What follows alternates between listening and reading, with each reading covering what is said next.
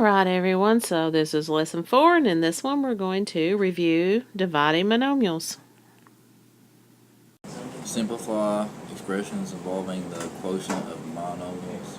Simplify expressions containing negative exponents. The questions we're going to be answering in this video are: what is the exponent rule for dividing monomials? How do I handle negative exponents? And what does a power of 0 mean? Alright, if you're just expected to divide monomials, this is what a problem is going to look like. I have, moved that. I have x to the 5th divided by x to the 3rd. And this is red, x to the 5th divided by x to the 3rd. Alright, in multiplication we add exponents. So, multiplication goes with addition. What do you think division goes with? Alright, if you guessed the subtraction, you were correct. This is the quotient rule for powers. So what you have is, as long as you have a to the m divided by a to the n, has to be the same base. As long as it's the same base, you rewrite the base and you subtract your exponents. Alright, if you simplify this problem that I showed you at the beginning, the division rule, quotient rule tells you to subtract your exponents. So what you do is you rewrite your base and you subtract your exponents, and that gives you x squared. 5 minus 3 is 2. Alright, so let's look at this problem. Now this one is x to the 3rd over x to the 5th.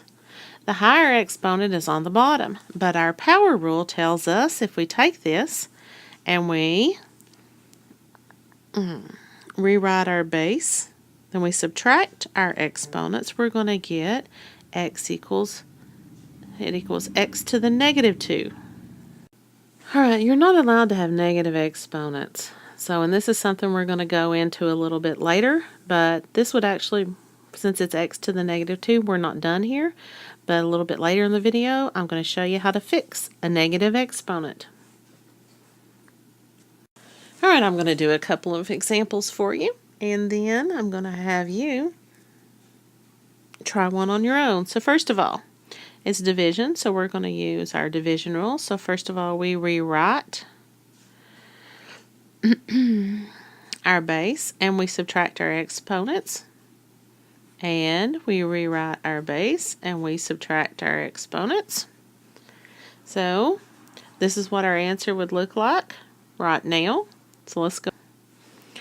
Alright, this one we have coefficients in them. So with the multiplication, we multiplied our coefficients and we added our exponents. With division, we're going to divide our coefficients. 12 divided by negative 2 is negative 6. And then we're going to do our subtraction with our exponents, and that is 12 minus 5, 1 minus 5, which is negative 4, and 9 minus 8 is 1.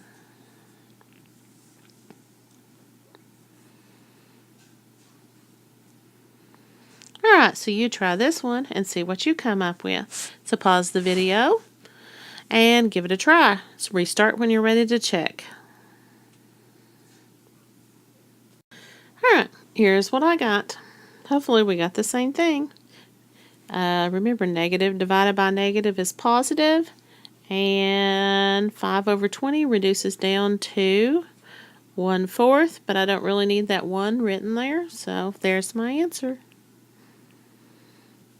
Alright, so here's what I was talking about earlier with the negative exponent. We're not allowed, a problem is not simplified if it has a negative exponent. Alright, so if they have a negative exponent, what we have to do is, since they're bad, we got to make them good. And we can do this by moving the variable with the negative exponent. So what we do is, we're going to take this a to the negative 4 right here, and we're going to move it to the denominator. We move it down, and when it crosses that line, it changes sign and becomes positive. And in this case, we just do the power rule because it's 1 over a to the third times a to the fourth. So we rewrite our base and we add our exponents. So here is our rule for negative exponents. Basically, what that means is if we have a to the negative n, we can make it over 1, just like we can write anything over 1. And what we do is we move the base with the exponent to the denominator. When it crosses the line, it changes its sign.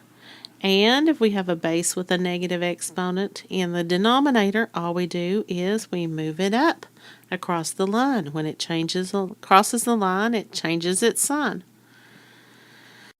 Alright, so here's a practice problem.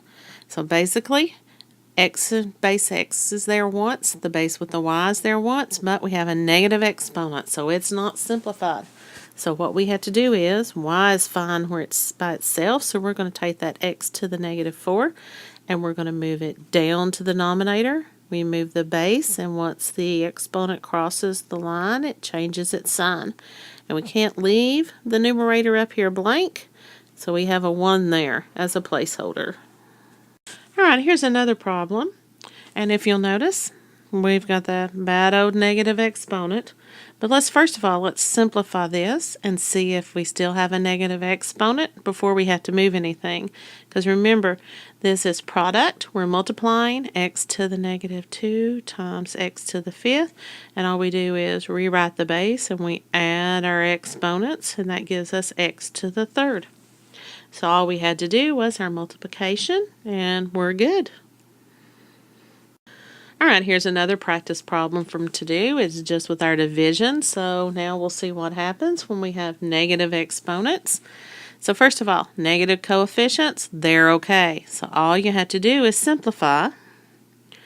Negative 4 over 8 is negative 1/2. And really, we don't have to write that 1 there.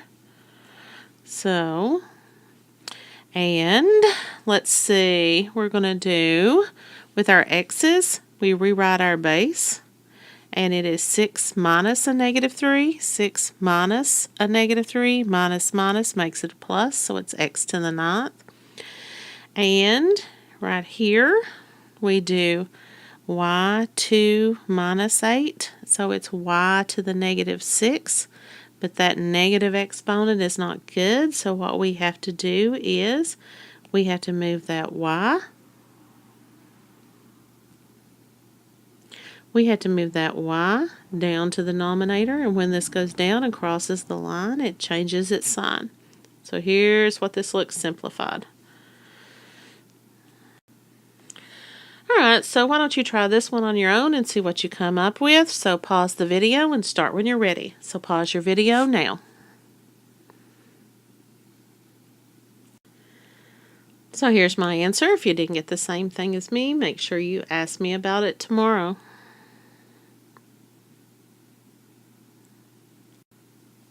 Alright, just like we had a power of a power rule, we've got a power of a quotient rule.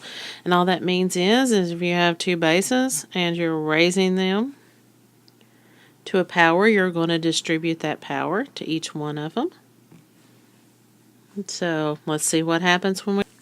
So here's our example. So like from before, we're going to take our 2 and we're going to raise it to the 4th power. And then we're going to take our p squared and we're going to raise it to the 4th power.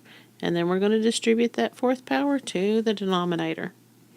So 2 to the 4th is 16. And then power to a power, we rewrite the base and we multiply our exponents. And 3 to the 4th, which is just 9 times 9, that's 81. Alright, last rule, zero exponent rule. For any base raised to the power 0, the answer is 1. So here are some examples of that. X to the 0 power is equal to 1. The quantity 3x raised to the 0 power is equal to 1. And if you have a to the 0 power plus b to the 0 power plus 3, a to the 0 power is 1, b to the 0 power is 1, and then you add 3 to it and you just get 5. And that's the end. That's our dividing of monomials, division of monomials, what we do if there's a negative exponent, and our zero exponent rule.